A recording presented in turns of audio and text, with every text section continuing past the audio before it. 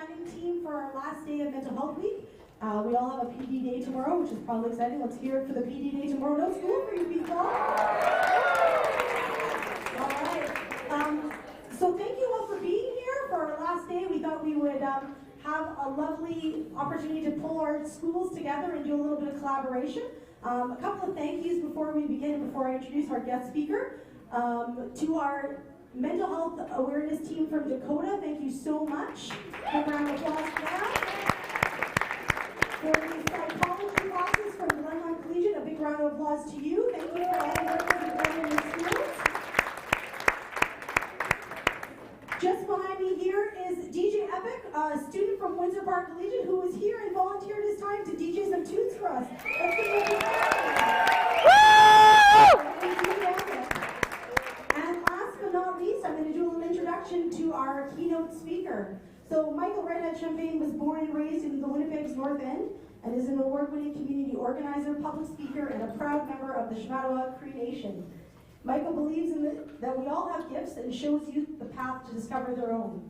He has most recently joined the speakers list for the Bell MTS Let's Talk campaign and is here with us today as part of our mental health awareness campaign, a nationwide initiative by the Canadian Mental Health Association. Please help me welcome. Big round of applause for Michael Redhead Champagne. Oh yeah. Let's see if he's on. Hello. Hello. Hello? Hello. Hello. Hello. Hello. Oh. So I'm not going to hear it.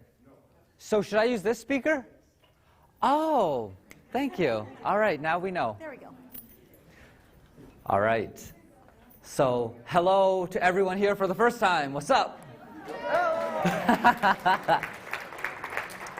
And to the folks watching on the TV, hello for the 80th time. So thank you all very much for having me here today. I really appreciate it. And can we just give it up one more time for our DJ that opened us up? That was awesome. I don't know about you, but I think every time schools do gatherings, they should be opened up with a DJ. I just think that would be a great way for us to maybe have a little bit of flavor in the stuff that we do. So my name is, as was introduced, my name is Michael Redhead Champagne. They call me North End MC.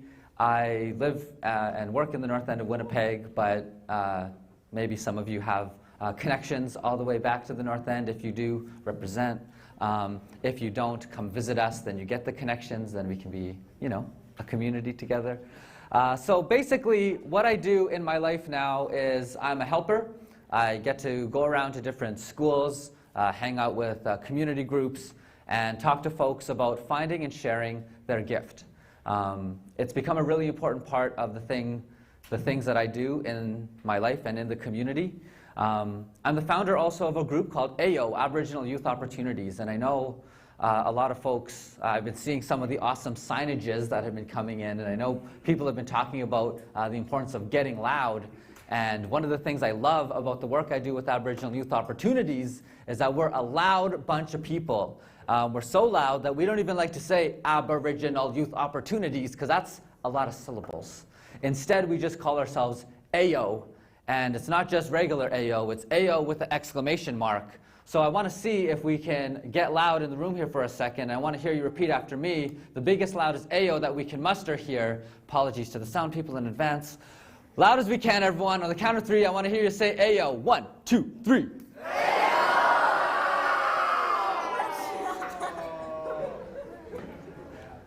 It's always my favorite when we do it, and then there's like the one person that holds it for a long time. There was this gentleman over here, thank you. That was great. So Aboriginal Youth Opportunities, it's a youth movement in Winnipeg's North End, and it started because of a lot of the mental health challenges that I think we see in the world. A lot of the young people that I was working with didn't feel good about themselves. A lot of the youth that I've connected with and work with in my day-to-day come from the child welfare system. And so in Manitoba, for those of you who don't know, there's this thing called Child and Family Services, and that means that there's about 11,000 kids in Manitoba right now that need family. And basically, I was one of those kids. When I was growing up, I got taken away from Shamattawa, my home reserve. Got raised in the North End by some really awesome family called the Champagnes. But I know that there's still 11,000 other kids out there that maybe don't have a family like the Champagnes to look out for them, take care of them, love them, give them a kick in the butt when they need it. Those types of things, family things. And so I'm very, very lucky to do this work with a lot of young people that come from Child and Family Services. And one of the things that ends up happening is the youth that I work with often will tell me that in their experience or in their life, they sometimes feel like they're not good at anything. Sometimes the young people that I am talking with will say that they don't even have talents and they don't have gifts. And just out of curiosity, I know we're all mental health leaders here in the room right now, but how many people, by a show of hands, have heard their friends say, or maybe even you yourself, have said these words: I'm not good at anything? Who's heard your friends say that before? How many people have heard your friends say that? Or you, it's okay. All right, so here's the thing. Okay, hands down, hands down. How many people have heard your friends say this one? This teachers are gonna love this one. How many people have heard your friends say this? I'm bored. Yeah, yeah, yeah. Couple people. I see some guilty faces out there. Yeah, okay. So listen, here's what we got to do. And here's what we do with Aboriginal Youth Opportunities. Here's what happens in AO. When the AO people tell us that they're bored, or if they say they're not good at anything, that is a chance for us to remind that young person of their gift, of their talent. Because everybody, whether you like it or not, has got one.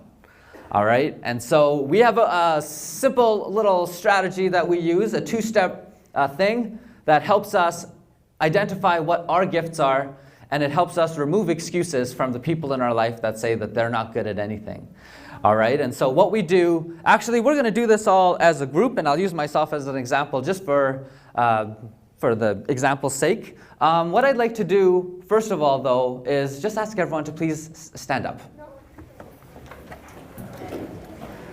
Thank you so much. I know I see a lot of on the faces of don't make me stand, but here we are. We standing. We're standing.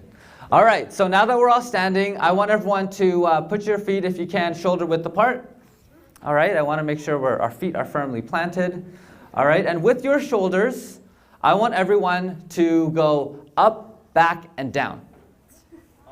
Okay, I heard a bunch of cracks there, so let's do that one more time. Go up, back, and down. Alrighty, so the idea here is I'm just trying to straighten out your spine a little bit. Posture, really important. All right, next thing I want us all to do together is I want us all to just take a couple of deep breaths, everyone. So breathe in with me and breathe out. Breathe in through your nose and breathe out. Breathe in, breathe out, breathe in, and breathe out. Alrighty, so there's two steps to this activity. The first step is I want everyone here to think of 3 things in your life that you like doing. 3 things in your life that you like doing. I want everyone to think about what those 3 things are. For myself, I like talking, I like doing cartwheels, and I like playing Tetris. These are my 3 things. You can pick your 3 things, and what I'd like you all to do is just put your hand up when you've selected your 3 things so that I can move to the next step. 3 things you like doing. Once you have decided what those 3 things are, just put your hands up so I can move us forward. All right? It can be anything, all right? One of my things is playing Tetris, okay? Come on. Like, it can be 3 anythings that you're good at. Or things you like doing, apologies. Okay? The 3 things that you like doing. I just want to see enough hands up so I can move forward. 3 things that you like doing. Maybe it's eating. Maybe it's sleeping. Maybe it's making people laugh. Maybe it's giving people high fives. Who knows? Okay? All right, so I see a large amount of hands here. All right, hands down. The next step, I'd like you to take, out of those 3 things that you like doing, I want you to pick one that you're good at. Once you have one that you're good at, you may sit down.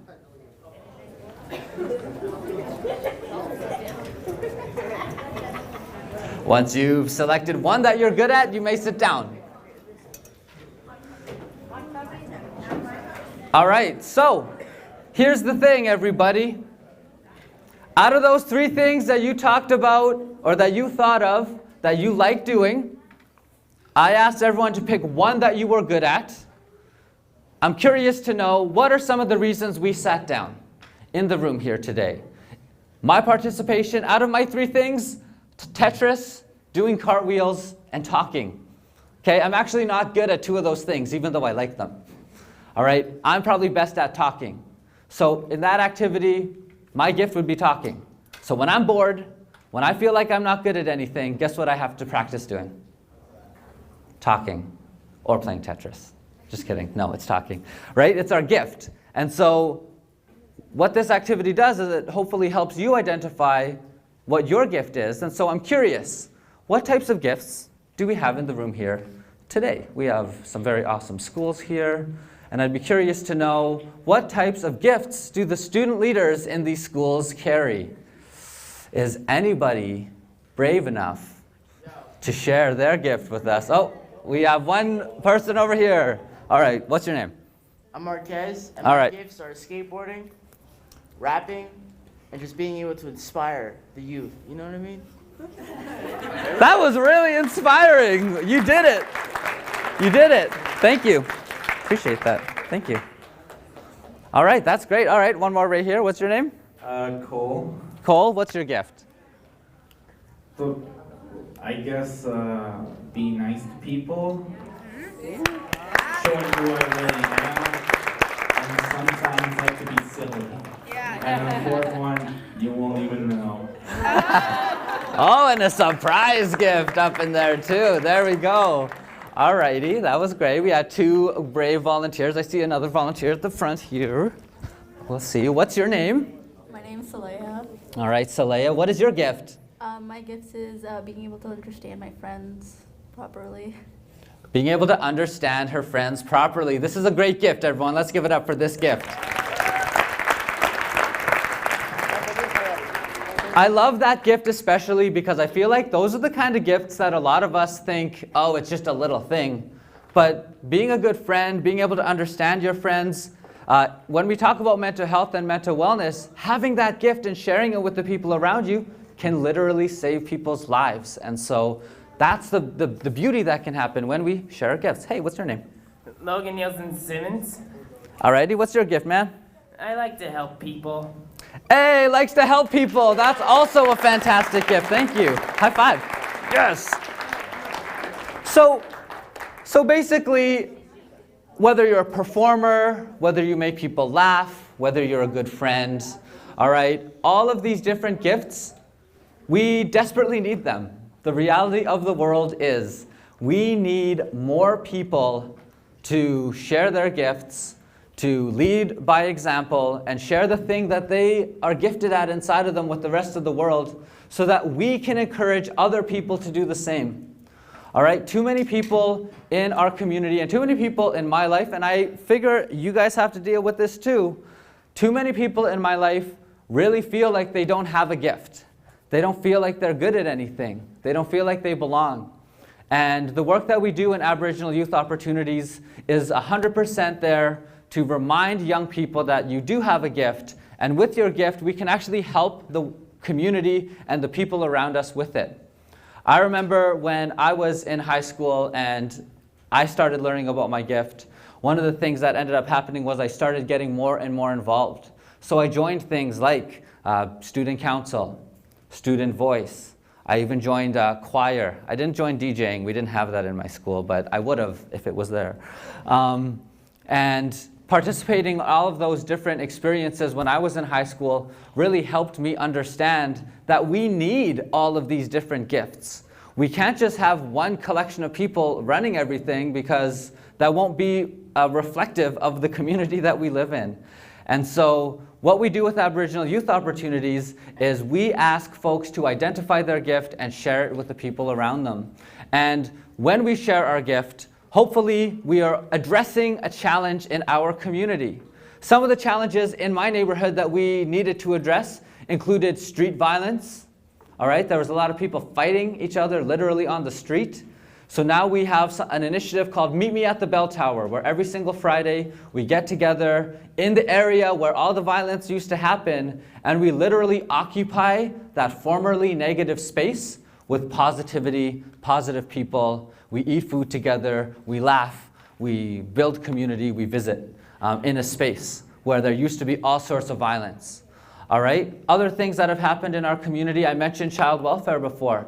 Every single Wednesday, we invite families and parents that are affected by child welfare and helpers to come together to learn about how CFS works and what are the rights that parents have to take care of their own children and support their families, right? What we needed in those moments with the Bell Tower and with our child welfare work is we needed young people that were interested in sharing their gifts with us.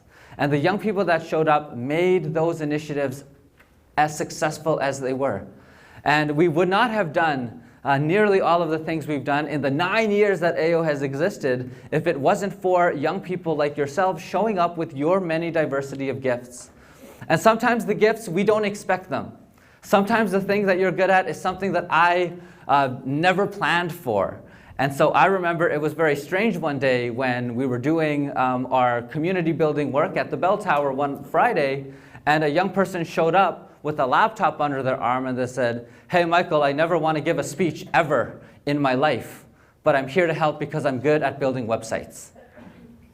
Guess what? That person has been a foundational part of our movement, but they would never come up here and give a speech like I'm doing right now, but their gift and their contribution is just as valuable, if not more valuable, than the people that are out there getting loud, kind of like I am.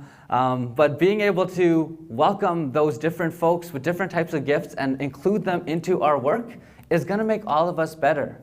And one of the things that I've heard from folks in the community now is that they get really encouraged that we have different types of leaders that are involved in AYO. Some people are shy, some people are obnoxious, some people like to talk, some people never talk at all. And I think it's important for all of us to know that every single one of us, with our many different gifts, can be a part of making our community better. And one of the things that is really important for us in the community work that we do is making sure that young people know what resources are available to them. Because a lot of the time the youth in my world, and I'm confident that all of you and your friends and family, sometimes will have moments where they need to talk to someone, but you don't always have someone safe to talk to, all right? And by a show of hands, when you need to talk to somebody, are you more likely to phone them or are you more likely to text them, all right? Who's likely to phone someone if you need to talk? Who's the phoners? Where's my phone people? Okay, talking on the phone, yeah? All right, how many people would rather text message someone if you're not feeling well? Okay, so 50-50 actually, it's a pretty good mix. So one of the things that I've done is I've been involved in initiatives like Bell Let's Talk and Kids Help Phone. Part of why I involve myself with those initiatives is because it teaches me to be more careful with my words, but it also helps make more resources for young people when they want to be serious about their mental health. And so in the last couple years, with Kids Help Phone, I actually worked with them on developing a texting service for youth that ended up, they did the trial run here in Manitoba, and earlier in 2019, they actually launched it all across Canada, so now it exists. It's a free texting service. So I know some people have their phones out, but if you have a pen or anything, maybe this is just something that teachers will be able to remember and maybe let your students know in the future. There is a free texting service that I want everybody here to know about, that you are able to text 24 hours a day, 7 days a week. It's free, it doesn't deduct minutes from your plan if you have one of those plans, and there's always a trained crisis responder on the other end of that text message. All you have to do is text TALK or HELP to 686868. That's just 6 numbers. Some people say, Michael, that's not even a real number. It is, I promise.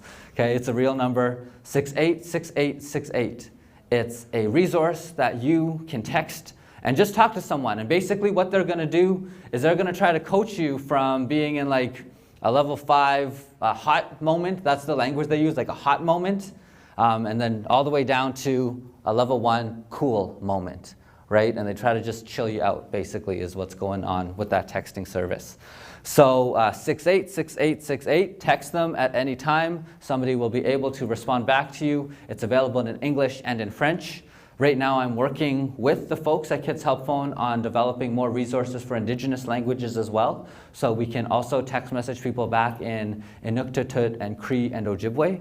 So I'm in the process of working with them in that way as well. But I want to make sure all of you know that that's something that's available to you and the people in your life. If you're the person that your friends often call in the middle of the night or when it's late or in kind of, on the weekends, and sometimes you get worried about the well-being of your friends, this is a resource that you can share with them to say, if I don't message you back right away, you can text these people and they can at least have a conversation with you. So the next thing that I want to share is there's some really awesome tips that are associated to the Bell Let's Talk campaign. All right? So in the Bell Let's Talk campaign, basically it's the largest mental health campaign in the world. Literally is the largest campaign in the world, and it raises millions of dollars every single year with social media postings, text messages, and phone calls. One of the things I love about Bell Let's Talk is they have 5 simple ways to help improve mental health. And they're very, very simple, and I wanted to share some of those with all of you. The first one is really easy to remember. Talk about it, right? When things are bothering us in our mind, talking about it is a very simple way for us to be able to address it. But finding that person that we feel safe talking to sometimes can be tough. That's why I like to share those anonymous resources from places like Kids Help Phone, because if you don't know who to talk to, at least talk to someone, right? So that's one simple thing. Okay, another area of Bell Let's Talk mental health is words matter. We have to be very cautious and careful with the language that we use. We don't want to be using words that is divisive or is insulting to some folks, and doing what we can to make sure that we're using welcoming and kind language to people. I got to give a shout out to this sign over here. It's been distracting me for the best kind of reasons. Be kind to your mind. Okay, I love this. This is the best. All right, be kind to your mind, right? Because I think this has a lot to do. Thank you. Has a lot to do with us being nice to ourselves. All right, a lot of people think mental health has everything to do with how we treat others, and it's important for us to treat other people kindly and in good ways, but it also has to do with how we treat ourselves, right? So I want to encourage everybody here to ask for help in the moments when you need it, all right? Asking for help is so important. So watching our language, talking about it, reaching out, these are some of the ways that we can take care of our own mental health. Now, the last thing that I really want to emphasize, and I think it's really important, is that we all have our own families and backgrounds, okay? My background is I'm First Nations, my family is Swampy Cree, and in a lot of the teachings that have been shared with me, there's some great mental health tips and tricks that I've learned from being Indigenous. All right, there have been some really beautiful things that have been shared with me. A lot of them have come from growing up here in the South. There's a lot of Anishinaabe First Nations teachings around here, and I know one of the things that's been shared with me is the medicine wheel. Now, by a show of hands, how many people have heard of the medicine wheel before? That is the awesomest thing I've ever heard. So I don't need to go into tons of detail since we are very familiar with the medicine wheel. But basically, the medicine wheel is a circle that divides into 4 different parts. There are different teachings and lessons that go with that medicine wheel. Some of them are related to the seasons. Some of it relates to how we grow as people. But that medicine wheel also talks about the different parts of who we are. All right, and it talks about how everyone has a mind, a heart, a body, and a spirit. Okay? Your mind is the part you think with. Your heart is what you feel with. Your body is what you physically are. And your spirit is what you believe. And so all of us have to take steps to take care of our mind and our mental health, of course. That's what all of this Get Loud, that's what this celebration, that's what this week has been all about. But I think it's really important when we're talking about mental health to not ignore the other parts of ourselves that affect our mind. Because true story, when I don't eat food, guess what? My mental health suffers. Okay, has anyone here ever been hangry before? Okay, well hey, that's an example of your physical health affecting your mental health. All right, so I gotta take care of my physical health too because it relates to my mental health. How many people have had to go and maybe show up at school one day after not having any sleep the night before? Like it was just a terrible sleep. How many people have had to show up? Okay, was your mental health like 100% in those moments, or was your mental health suffering because you were tired? Exactly, right? Our mental health suffers sometimes from our physical health, right? So we got to make sure we're eating and resting and all that stuff to take care of our body. All right, but we also have a spirit and we also have a heart. Can't forget about those either. All right, so spirit, everyone has a different way of believing the things that they believe. All right, everyone prays in the way that they pray, and it's important for us, I think, just to respect one another as we take care of our own spirits. So whatever you need to do to take care of your spiritual health, I want you to please do that, because it's going to affect your mental health too, right? So let's take care of our spirits. For me, that has a lot to do with connecting to the land, and it also has a lot to do with me being able to sit in ceremonies. So I'm really excited next week. I get to go and sit in a pipe ceremony with some of the young leaders that I work with. So that'll be good for my spiritual health. But you might have different things that are good for your spiritual health, and I want you to be able to take care of those things. I want you to know that taking care of your spiritual health is part of mental health. All right, and the last thing I want to share is about emotions and emotional health. And this is where I'm going to pick a little bit on the boys and the young men in the crowd. It is really important for us as males and male-identified folks to be sharing our emotions and feelings with the world. All right, there's this little concept that's called toxic masculinity. It's where guys are like super macho to the point that they're just hurting themselves and one another. Stop it. Don't do that. Toxic masculinity is not good. Basically, the idea here is males and boys have feelings just like girls. This is a real thing. And it's important for us as boys and as males to be able to share our feelings even if they're not great, even if we're not doing well. And so emotional health is something that we all need to take into consideration. We all have to take care of our hearts and our emotional well-being. And I implore, especially the males in the room, to start learning about the language and the different words that we need to be able to express our feelings when we're feeling different ways. All right, so it's okay to be frustrated. It's okay to be disappointed. It's okay to feel any of those feelings. But I also think it's really important for us to learn the right language to be able to express those things to the people around us. Because when we can express ourselves and how we're feeling, that puts us in a better position to receive the help that we need. Okay, because asking for help is not a checkbox. You can't just say, oh, I asked for help and everything's better. There's actually 3 different steps to asking for help. The first step is recognizing I need it. All right, so we all have to be like, oh, darn it, I need help. We have to admit it to ourselves. The second thing is we have to figure out who to ask for help and ask them, right? So maybe it's going to be tough to figure out who we need to ask, but we might find them. And then the third step is the toughest one. That's accepting the help, all right?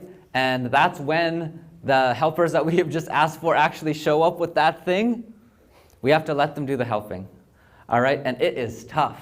It is tough to let people help you.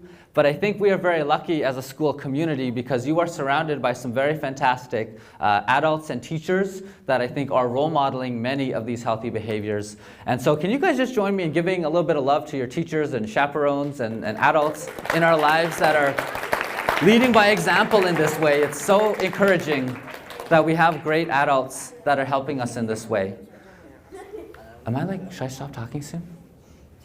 2 more. Okay, all right. So I have to finish now. But basically, taking care of my mental health, learning about how to find and share my gift and the gifts of the people around me have really drastically helped improve my community.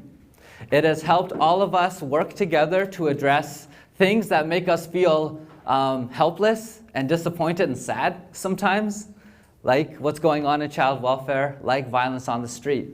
But by identifying our gifts, but by taking care of our own health and wellness, we are now, as the Aboriginal Youth Opportunities team, as the AYO movement, we are now well positioned, I think, to help more young people than we ever have been able to help before.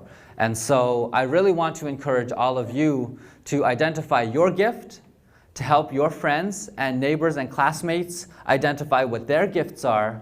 And once those gifts have been identified, let's ask ourselves the question about what challenge are we facing as a community, and let's put those gifts towards solving that problem. Because we don't always need money to solve problems. Sometimes the gifts that we carry is the currency we need to solve certain problems. All right, so I want all of you to think about that and help all of our friends and relatives and the people around us find and share their gifts as well. So thank you all very much for taking the time to listen to me. Thank you for all the stuff you've done this week already for mental health. And let's keep going. Thank you so much. Okay, thank you so much, Michael Chevy. Thank you so much for being here to share your personal story, but with our many people around the room, and for making it very clear that we need to share our gifts with the people around us. So thanks. Another round of applause for Michael Chevy. Thank you so much. Maybe I'll just sit here for now. Thank you. So, lovely people from Dakota and Glenmont, that kind of concludes our activities. We have an opportunity, as Michael reminded us, that we need to fuel our bodies as well as our minds. So there are some snacks here at the table. Our lovely DJ Epic is going to play us out. Thank you so much for participating in today and all the activities in your school, and we'll see you again next year.